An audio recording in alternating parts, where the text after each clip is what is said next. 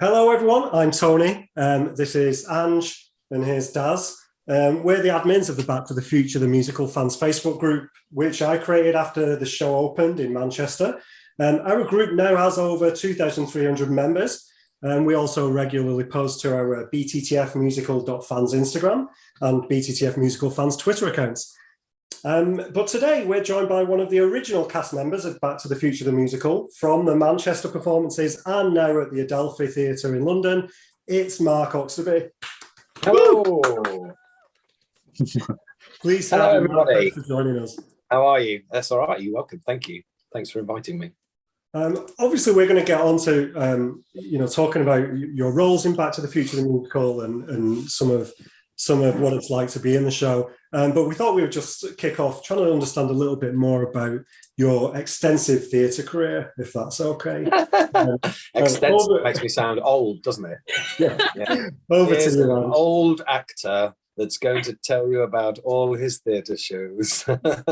Not at all, but we're aware, obviously, you have had a great career. You've been in Phantom of the Opera, Joseph, Starlight Express, to name but a few. And we thought you could tell us, and for some of the younger members of the group who are interested about joining that kind of industry, how did you get started? What was your training like?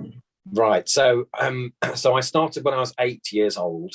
And I, having tried swimming and gymnastics and, all the things that kids do, came across this medium where if you deliver something in a certain way, it makes people laugh, and then suddenly people are interested.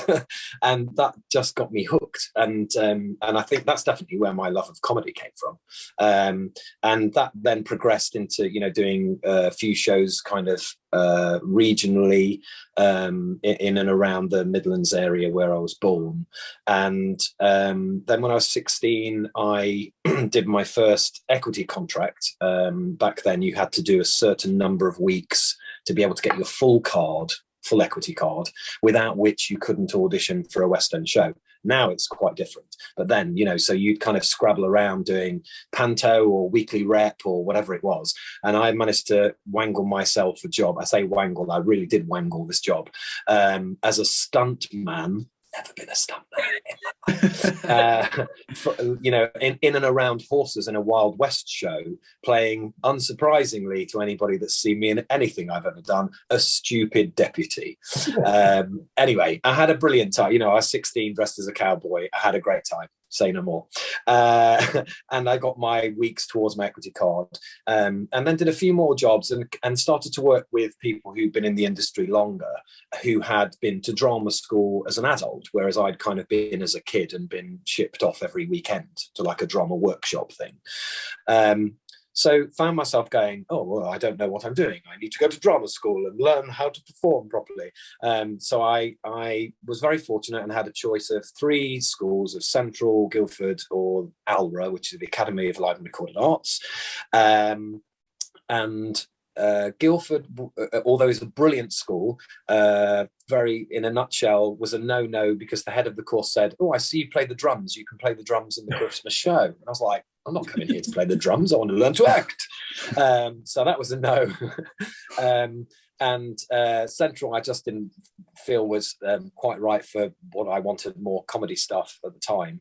And Aura had a TV studio, and that was quite appealing. But also I felt that they wanted you to completely be yourself and embrace who you are as an individual, because ultimately, that's all we've got that makes us different to the next person. So I went there, had a great time for a couple of years, was very fortunate. One of my friendship I made there was with the lovely Hannah Waddingham, who I'm sure you've heard of from other shows, and of course now Ted Lasso and her Emmy Award. We all bow down to Dame Hannah. But so made some great friendships and then left and started working in the West End after that. And I never, I'm not famous, but I never wanted to be famous. I always wanted just to work. And I consider myself successful because I've been fortunate enough to make a career out of it and to be able to, step on stage, make people laugh and forget about the troubles of the world, and God knows we've got enough of those at the moment, to make people forget about, and then and go home and go, actually, I did make a difference today, and how lucky am I that I get to jump around and be silly as a job, you know. And that's kind of where we are. And, you know, yeah, I'm very grateful for, you know, the things I've had. There's not been really any planning in the movements from one show to another, other than around, you know, the birth of our child and what astronomical bills we've got to pay. That sometimes leads you in a certain direction to go, oh, that's a well-paying job, I might have a look around there. Yeah. But you know, I like the diverse nature of what I've done, and I'm a big believer in everything for a reason. And I think, you know, we are all the people we are today because of everything we've been through, whether that's good or bad. You know, I was unsure about taking this job, to be honest, when it came round, because I've not understudied for a while.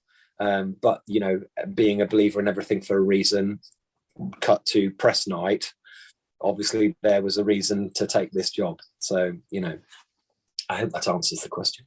No, it's a brilliant answer. So I just wanted to know, when did your journey to Hill Valley start? How did you go about the auditioning process? And yeah, my journey to Hill Valley started, as most of us, with the film, and I am fortunate or unfortunate enough to be one of the few members of this cast that's old enough to have been to the cinema originally to see it. Fortunate enough, of course, especially if Bob Gale's listening to this. So you know, and it, you know, for everyone and anyone that fell in love with the film, whether it be back then or not, it was just magical.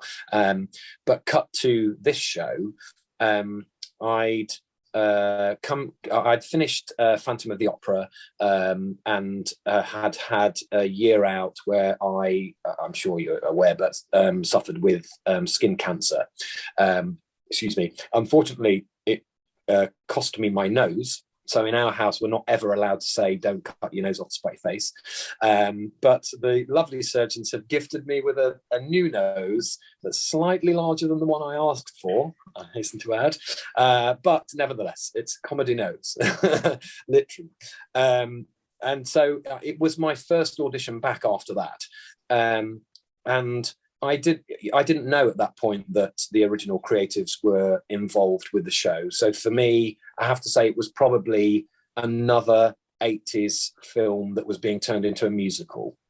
And I rightly or wrongly saw it as that going into the audition. But it was almost not about the show.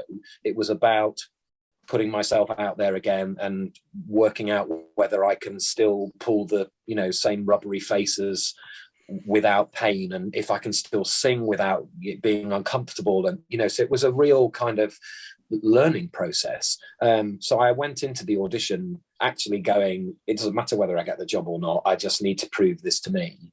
And as luck would have it, I did get the job, which I was very excited about, except for the understudying bit.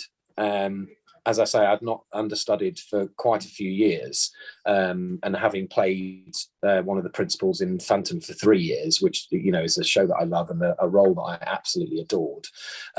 It was a difficult decision to make, but, you know, as I say, everything for a reason. And then, of course, I found out that, you know, Bob Gale and Bob Zemeckis and Glenn Ballard and Owen Silvestri, etc., were involved. And then it became something much bigger than another job. You know, this is a really, really special job. This is one of the ones that, you know, out of all of them, that I'll remember as being very different for all the right reasons and very special. Did you know how big the Back to the Future fandom was when you went for the auditions? Did you appreciate the size of, like, the fans? No, you know what, I didn't. I mean, not that I'm a member of the fan club, but I would definitely consider myself to be a fan. You know, I mean, who didn't want to be Marty McFly or have a friend like Doc Brown growing up? You know, we all wanted that, and probably still do when we're, you know, living through our child eyes. But no, I had no idea. I had no idea. And then obviously as time progressed, you start to kind of get more of a concept of actually how big this, you know, this I mean, it's like a world, isn't it? It's not, it's not like a fan base. Yeah. Fan base is something that a pop group has. This is a world, and a world that people care about so passionately, which is actually really lovely, because I think that's quite rare. That people tend to want ownership over things when they're fans, and actually, my experience of the Back to the Future fans, certainly since doing this, is that it is very welcoming, and that actually everyone wants to share it with everybody else, and almost to encourage everybody else to realize what you're missing. And that's a really lovely thing, because I think we don't communicate enough, and if it takes something like Back to the Future to get people to communicate and open up, and I think it's great. So we want to obviously talk a little bit about your experiences now, being part of the show, playing Strickland and working on the musical itself. Daz, do you want to go? Yeah, so we've spoken to the amazing Aidan Cutler, who plays Biff, and he advised that he'd received a letter from Tom Wilson. Just wanted to know, had you received or spoken to James Tolkan at all? I haven't, sadly, no. And it would be lovely, because obviously I was a massive, as I still am, massive fan of his work on all the other films he's done as well. But no, I haven't at all. But James, if James, yeah, get on that typewriter. Yeah, you're saying Slacker the wrong way. Yeah, well, I have to say that was as along with a lot of the iconic lines in the show, the fact that one word is so iconic was something that gave me a little bit of hesitancy the first time I had to do it in front of Bob Gale. But he's brilliant with it all, so he's good. But so James, if you're listening, I have an email or something, We'll try and get it to him. Yeah, and how have you found on working on such an advanced show, an automated set? It's been really interesting, not just because of how technical it is, but also how things have advanced. When I think back to, I know this hops back to the earlier question, when I think back to when I did Starlight Express, that had automation, but the automation of which was 1984 or something, was that the bowl opened to reveal the skaters. Well, that was opened by somebody on a exercise bike, and of course we're look to where we are now. It's incredible, particularly for covering doc, because as you will know, it's there's so many sound effects, so many things that you do that cue something else, and the knock on if you miss one, where the car is doing its last journey back to 1985, and I am 3 feet away from it, and it's bonkers, it's mind-blowing, and without fail, every time you just go, this is incredible. How do you do it? Yeah. I don't know how to do it. It is bro. Yeah. Under normal circumstances, you're not playing just Strickland, you also play Mayor Red Thomas, Lou Caruthers, Red the Bum. Apart from switching costumes, obviously, do you have any particular rituals or tricks, or like a specific costume item that helps you get into those characters? I actually have a ritual for the bum. So at the beginning of the show, where the rest of the cast do a kind of circle where they circle up, and I don't do it. And I only don't do it because it means that I can be on the bench on my own just in that moment. And also because, of course, being nearly 50 years old, if you can believe, they're all the kids, and they're all hyping themselves up, getting ready for what they're about to do. And that's what I need to do. But obviously it's not hyping myself up. It's completely playing it down, ready for being homeless and, drunk and scurrying around for food. Did you know there's still lots of people in the Back to the Future fandom that question whether Mayor Red Thomas and Red the Bum are the same person, and Bob Gale has dismissed this and debunked it multiple times, not least because they're played by different actors. But now obviously you're playing both characters on stage. Has it ever been discussed that this might fuel conspiracy theories? It has and it hasn't. It hasn't been discussed that it's, this might throw a cat among the pigeons, it hasn't been discussed that it's Mayor Red Thomas. It has been discussed that it might be Lou. Oh. And I'll leave that with you.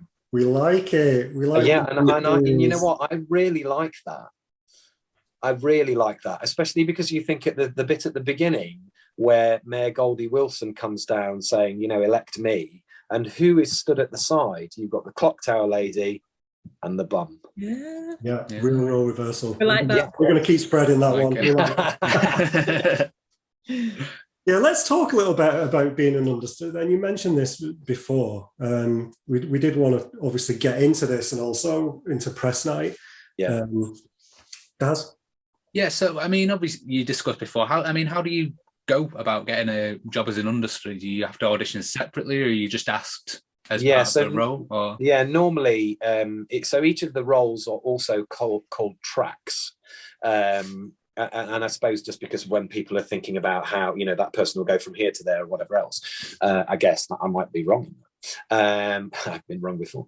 But so normally it would be decided ahead of time within the casting of, okay, we have to have these characters, but we also, for the live version, need understudies for those. So where can we fit an understudy within those positions? You know, there are two options with regards to, for example, the doc cover. One would have been to have a walking cover, which, as you may or may not know, would mean that somebody who is either in or out of the building, who would only come in and play doc when doc's not there. And that's not a route that the producers wanted to go down. So therefore you have to look at, well, how else you can get the most out of the actor you want to book. And obviously, as I say, because most of the cast are younger, the obvious slot is the Strickland track. So the breakdown, casting breakdown came out was to play Strickland understudy doc, and so there was a section about this big, you know, information about Strickland, and then another section about this big for information about doc. So in effect, you're doing two auditions. So you go in first of all and tick the Strickland box, and then if they like you, you then have to go through the doc audition and sing Dreamers in front of Alan Silvestri and Glenn Bullard. No pressure at all, right? And then if they're not there, of course, it'll get videoed, and then the video will be sent to them for them to approve it or not. And that, you know, that process can be short or quick. And on this, it was quite quick. I think I went back just once to do some work with Nick Finlow, the musical supervisor, which was then recorded. So it was just me and him, and the vocals were recorded, and then that was sent away. And then, I don't know, the next day or a couple of days after, the offer came through. So yeah, so in effect, you're doing two auditions. And as I understand it, it was a difficult position to fill. And I'm not surprised, because, you know, the vocal dynamic of what doc is, again, with, you know, finding, or as an actor, you know, wanting to do justice to the individual roles of Lou, Red Thomas and Strickland, it's like vocal gymnastics, you know. So I had quite a few friends who were either asked to audition or did go and audition, and just most came away going, it's too high, I can't do the gruff and then do the high, or, you know, so it's you know, but you know, there's always something for everyone, I suppose. So right place, right time, and all that. Absolutely. I hope it comes across, Mark, that as a group we love championing the show's swings, covers, understudies. We're so passionate about it. Yes, it does, and we're grateful for it. Thank you. Amazing. And it does blow our minds that, as you mentioned, performers can learn multiple tracks, sometimes be on several times a week on different tracks. And what we wanted to ask you is, do you think there is enough of a light shone on the work of understudies and covers, because they really are like the saviour of theatre? And yeah, it's difficult, isn't it? Because you know, there's always two sides to it, and one is, of course, you never want your audience to think that they're not getting the best version, and unfortunately I think there is still that stigma that an understudy is not the best version, because if they were the best version, they'd be playing the part, and that's not always the case. You know, it's, you know, I love that you guys embrace, you know, what we do, obviously on a personal note, because I know how, you know, there's so many fans that come and see the show. In fact, when I popped out in between us, I saw Steph, you know, who does the Back to the Future memes, you know, said she's been to see the show 15 times and has booked twice specifically to come and see me. And that's just, you know, it's heartwarming, because, you know, we are doing, of course it's a job, but we are doing it for you guys and for, you know, for all the fans and for hopefully new fans. And, you know, this is such a brilliant piece of theatre, because of course it has that element within it where potentially we are going to get people who come to the theatre who've never been to the theatre before, so it will open up a complete whole new world. So but you know, personally I see it as that, and I hope this is true, that actually how wonderful that, you know, you as the fans have two people who, either one you may or may not see as Doc, that are different, but equally it doesn't detract from the story or the show or the, you know, and actually that makes it really exciting. So as much as I understand the stigma that is attached to it, it is still disappointing and it is still upsetting, and I hope that, you know, this process and what happened to me on press night will really make that spotlight wider and make people sit up and go, oh, hang on a minute, maybe we haven't been giving as much credit to the understudies. You know, the other side to it, of course, is that I would never have been given the role of Doc, because it, you know, was always Roger's part. That's where the idea stemmed from. You know, I'm sure you know, from, you know, the Zemeckis going to see him in The Producers. So it was always his role, and it is his role. But, you know, sometimes people see one person's success as their failure, or, well, if how can he be doing well, that means it's not fair in the other person. And I don't see it like that. I think, what, you know, Roger's success is my success because it's the success of the show, and vice versa. You know, so it would never be my role. So that, you know, so it's difficult to say, well, is he good enough to be playing it, or should is an understudy as good as the person? I think that's what's lovely about this show, is that we are, you know, again, through Bob Gale and the creative team, allowed to put our own spin on it, you know, so long as we stay within the parameters of what the, you know, in my case, what Roger's created, and that's a gift for me, because, you know, they're big parameters, it's allowed to kind of do my version of it, as opposed to copying or trying to copy what Roger does, which I couldn't do anyway. So I hope that it really, you know, makes people think a little bit. We'll see moving forward. Everyone going to watch this for the first time in Manchester was very anxious about, can anyone ever play Doc Brown again? Can anyone play Martin McFly again? And as soon as you saw Roger and Ollie, you're like, absolutely, like, they are brilliant. And of course, Hugh Cole's doing George McFly, who's more George McFly than Christian Brother is George McFly now. And then you watch them and you think, well, no one else can play those parts.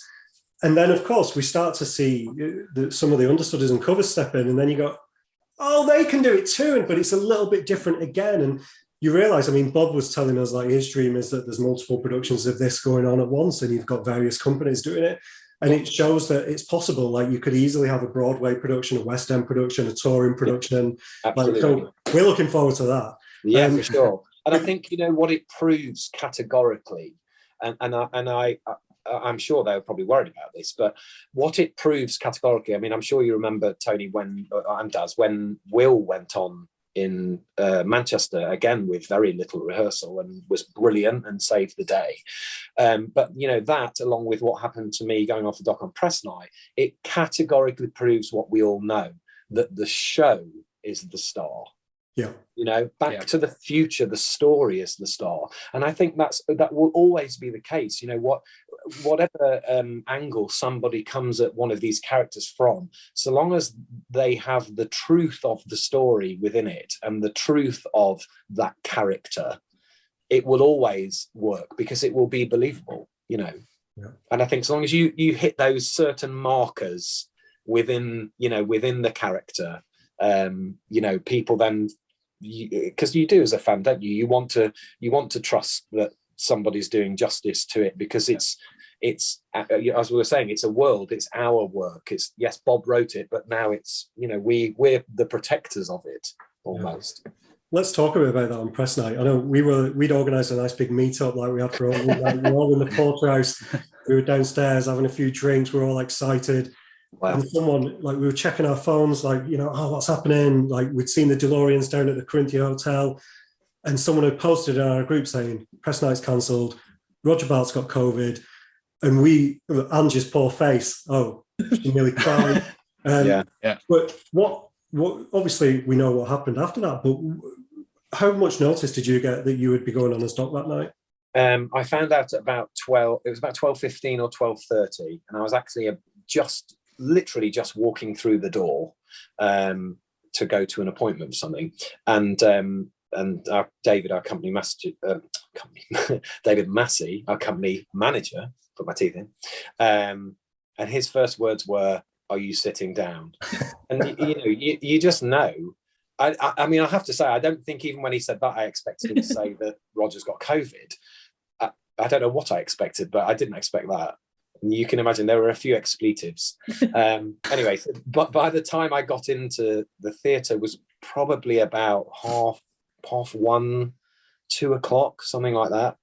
And I think in Manchester, we'd rehearsed half of the first scene. And of course, bearing in mind now, that's what, 2 years? No, a year ago, a year and a half ago, something like that. And we'd had 1 or 2 rehearsals in the studio, but that was pretty much it. And I mean, I was saying this the other day, that so obviously we started working on just the technical bits, the real technical elements, like where there's the fire, what safety things have to be hit with regards to the fire extinguisher and the model and all of that, and obviously the clock tower sequence. So it wasn't even a case of, right, let's start at the top of the show and go through each scene. It was just, okay, we've really only got enough time to do the things where somebody might get hurt, so that's what we have to do. Again, going back to, I was saying to somebody the other day, it had the producers come up to me at any point in the 3 hours or whatever we were doing the technical stuff for, and gone, look, Mark, I'm really sorry, but we can't go ahead because you've just not had enough rehearsals. Hand on heart, I would have gone, I completely understand, I get it. And that just, the clock kept ticking.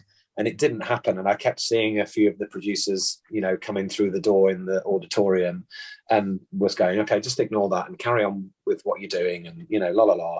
And I have to say, Cedric Neal, who went out and got me something to eat, bless him, because it just wasn't, there wasn't the time. So it was just absolutely crazy. It was, I can't really explain it. It was bizarre. It was like living a dream.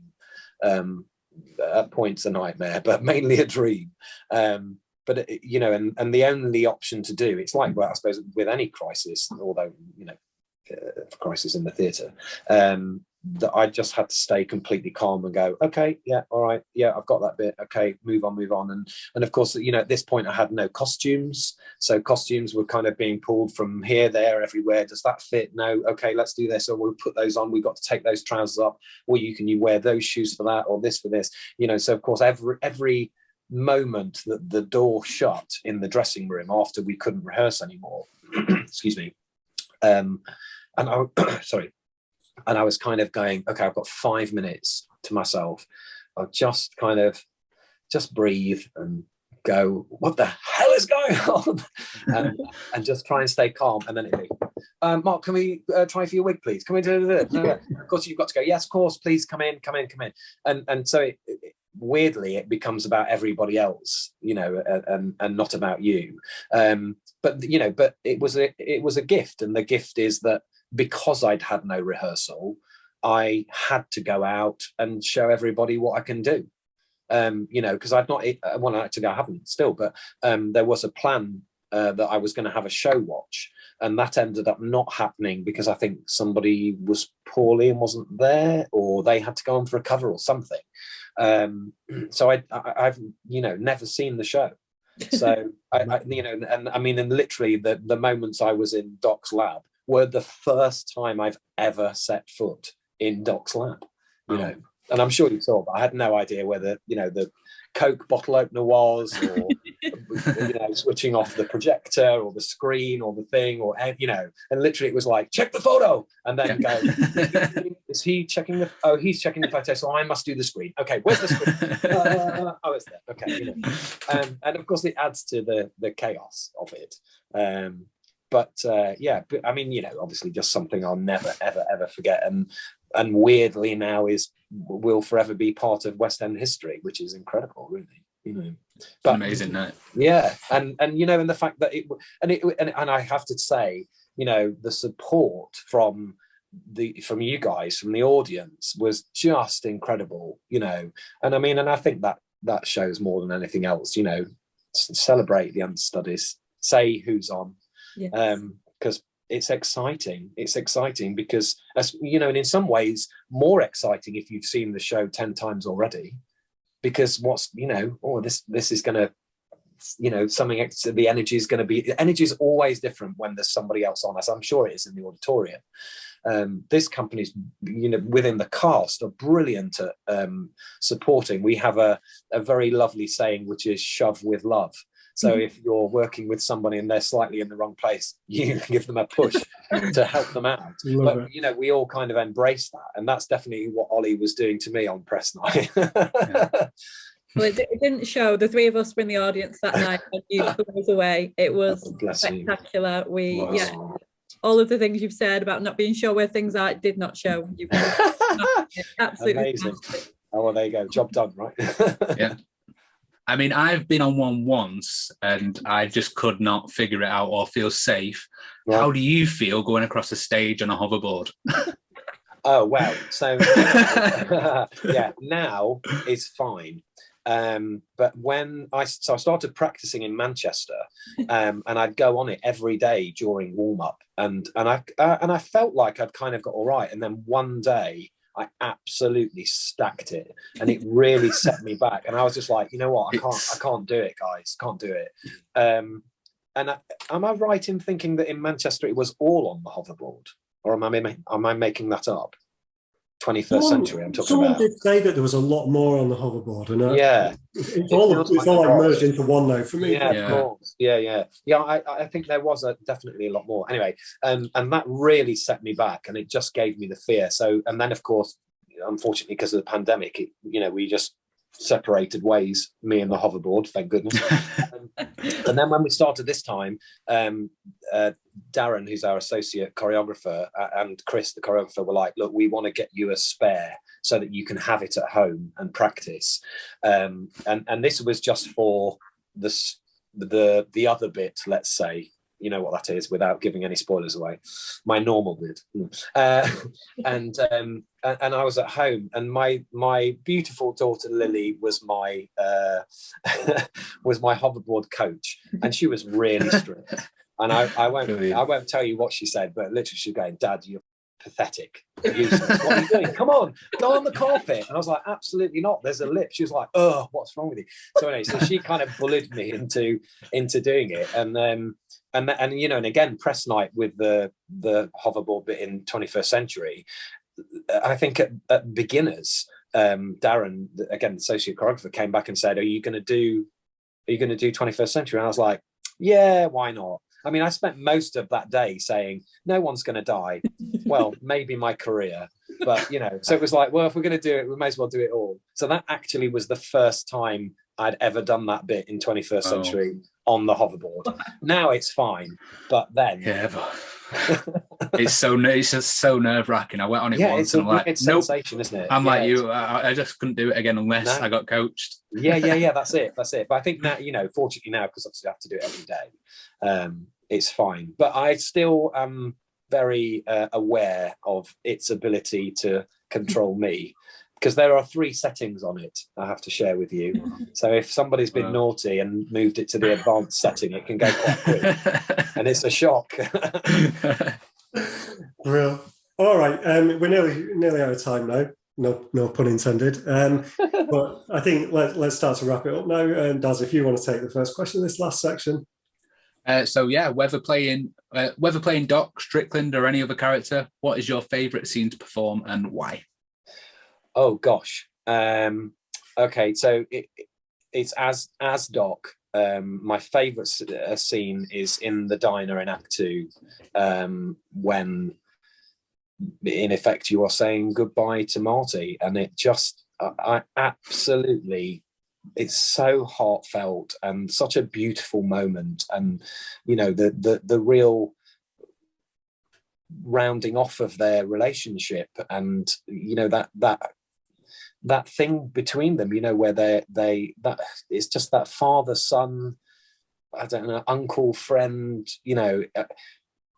it feels so lovely as Doc to talk to Marty in that way. But it's all, what Marty's given to Doc is something that he never thought he would have, and he's accepted, and it's all right, and and knowing that that his dream's gonna come true at some point. It's a beautiful moment, and again, talking about understudies, I'm we're all incredibly fortunate, but on a personal note, incredibly fortunate that whichever of the 3 Martys, whether it be Ollie or Will or Ryan, it's just a joy to be opposite them, and again, each slightly different, but with the same truth in the story. But yeah, I love it, because I just think it encompasses everything, the seriousness of not knowing too much, the joy of knowing enough, and having somebody care for you in that way, for both of them. It's most days I come off and do a little my boy's leaving, something like that. Yeah, it's lovely, and and I suppose I've got to say it as well, because it is true, Dreamers, and singing Dreamers is just the gift from God, because it was always a special song. When I sang it in my audition, it was special because obviously I'd come back after cancer, so I was the dreamer because of that, and that's obviously what I put into it. And then so it's always been special for that reason. But then, of course, what happened on press night, it took on a whole new meaning. But yeah, it's beautiful. Not a dry eye in the house that night. Well, including we all holding on to each other. Definitely not. Nailed it. Beautiful.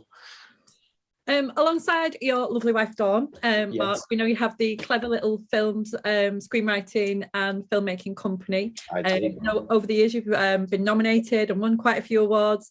Wondering, do you prefer to write or do you prefer to perform, and what's coming next? What have you got in the plan? Wow. So gosh, do I prefer to write? Do I prefer to perform? I don't know is the answer to that. I mean, they both give me something back creatively that helps each side helps the other. I think when the writing side gives me such greater respect for on this job for Bob, and then equally, making the short films gives me greater respect for John Rando, the director, because being in those shoes for that short period of time when we're doing the film stuff, you do obviously literally see things from a completely different point of view, and you start to realize that actually when you get a note from the director, it's not because you're doing something wrong, it's because they want you to pass on this information to the audience. And sometimes, not so much here, but with other jobs I've done, sometimes it really throws a director if you say to them, so what information do you want me to tell the audience at this point? And because perhaps they haven't thought about that particular bit, or and so you bringing something to the table then makes them go, oh yes, that's what I wanted, or actually it is that, but can you change it to this? So one definitely informs the other. But the short film thing actually started from doing stand-up comedy, which of course now I'm incredibly grateful for, that I can use those skills when I'm on as doc. And to having to write your own material and then go and perform it. And stand-up comedy is I love it. It's incredible and weird and incomprehensible, because you can deliver the same routine in exactly the same way to the same demographic audience one night and be a huge success, and the next night absolutely die on your arse, if I can say arse, die on your arse. And there's kind of no rhyme or reason to it, and big comedians that I've been fortunate to work with, like Harry Hill and Paul Whitehouse, and it's always the thing I start conversation with about that, and every single one without fail goes, don't know, I don't understand it. And in fact, Harry Hill's musical writing partner used to do stand-up as well, and he said that's why he stopped, because he just couldn't cope with the fact that one night it would be like he'd be the new whoever, and they'd love him, and then the next night, I remember I absolutely bombed once doing a joke about a custard cream. That's another story. That's another video. But yeah, so next is the short film that I wrote called My Week with Maisie. Has now got a brilliant female director attached to it called Mika Simmons, who's just won Best International Director at the Portland Film Festival, and she's fantastic, and literally everything she comes to me about this film and goes, what do you think about this? I'm like, yeah, you got it. And we've got a producer on board, and it's all, I can't say any more than that, but it's getting very exciting with regards to who might be involved. That's not me. That is quite a big name who's interested. So yeah, it's really exciting. But it ticks the creativity box, and I genuinely believe it makes me a better actor, because you start to understand, and I'm all about that. I think every day's a school day. There are kids in here, I don't mean that in a derogatory way, kids, but they are kids who've just left drama school, but you know what, and I'm learning stuff from them, and it's brilliant. I think you've always, you should never be, oh, that's it, I know it now, that's the time to give up. So fantastic. Brilliant way to end. I think that's it. We're done. There is just one final question that we like to ask everyone. Yes. For anyone that's not seen the show yet, can you tell everyone why they should book a ticket and head to the Adelphi to see Back to the Future, the musical? Wow. Well, if you've not heard of Back to the Future, what have you been doing with your life, for a start? But this is not just a musical for Back to the Future fans. This is a musical for everybody. Male, female, trans, however you identify, you are included, you are invited, and it is probably the best 2.5 hours of escapism you will find anywhere on this planet currently, where a beautiful story that was turned down 40 times by various studios eventually picked up and becoming one of the greatest success stories of 80s family films. It's incredible, is now a musical. It will help you forget all your worries. You will laugh, you will cry for all the right reasons, and you can bring your kids. If you've never been to the theatre before, this is the perfect way to introduce your family to it, because it's not just a theatre piece. It's almost like a brand new genre, and it's almost like something you would experience at a theme park, I might say. And so it's filmic, it's cinematic, it's live, it's theatrical. It's incredible. Why haven't you bought tickets yet?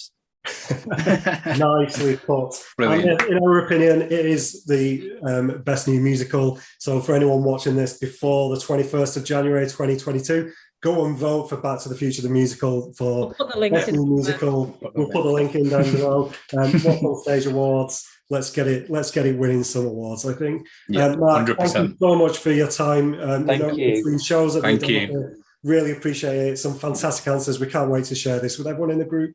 Thank you. Thank you very much. Thanks, guys. Thank you. Thank you. thank you so much for your support, and you know, and again, really, we genuinely do appreciate it. You know, when the things pop up on the Instagram, it's just like, this is brilliant. The flyer thing about the voting, I mean, that's just genius. I love it. They should be employing you. All the gaffers. We call him the gaffer, Tony. Yeah, it's all gaffers' hard work. Brilliant. Cheers, Matt. Thank you.